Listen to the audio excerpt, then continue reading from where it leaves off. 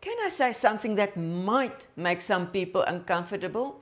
Sometimes retirement is disappointing. Not tragic, not awful, just flat. You wait 40 years for that freedom. And then you wake up on a Tuesday morning and realize nothing urgent needs you. And that silence, it's louder than work ever was.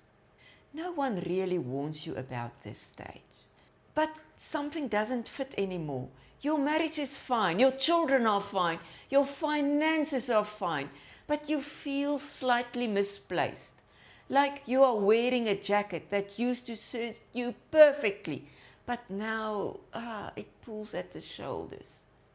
That doesn't mean you failed, it means you have changed. I went digging into this.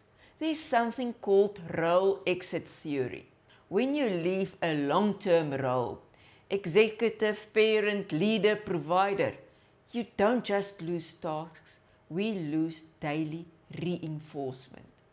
For decades your brain ran on problem, I solve it and I get the reward. There was emails, decisions, deadlines and recognition. Then, suddenly, silence. Your nervous system doesn't know what to do with that silence. And then there's a research by Laura Karsten. She found that as we age, our brains stop chasing status, but start craving meaning and more interested in alignment. The problem? Most of us build our identities around performance. So, retirement doesn't just remove work. It exposes the gap between who you were performing as and who you actually are now. I spoke to a man recently. He said, I don't miss the job, I miss being necessary. The sentence stayed with me because necessity regulates us. Being needed gives structure, it gives rhythm, it gives proof that you matters.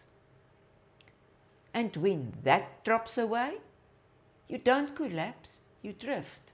And here is where it gets deeper. Sometimes it is not just retirement.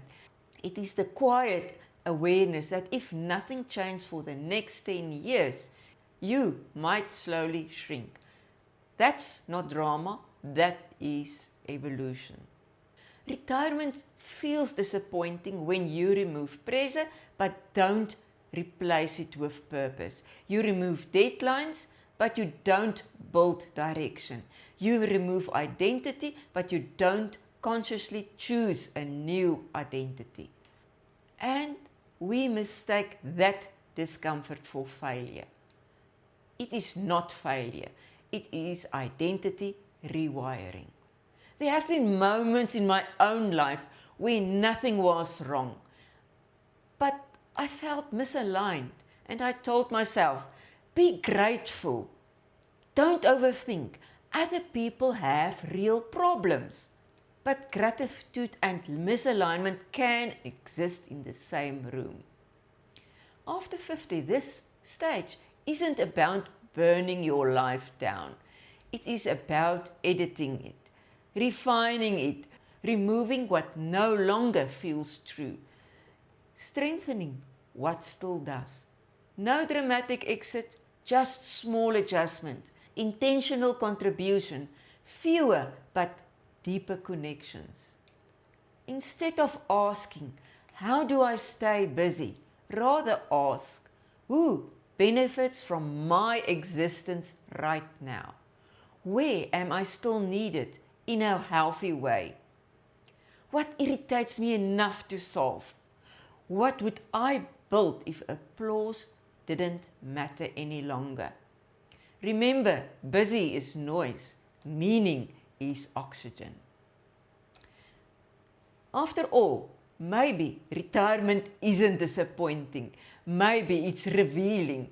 It reveals whether you know who you are without a title. It reveals whether your life still fits the person you've become. And if it doesn't, that's not a crisis. That's a gift because you still have time to adjust the fit. And gentleness at this stage is strength. Thank you for watching and keep on thriving and adjusting with me.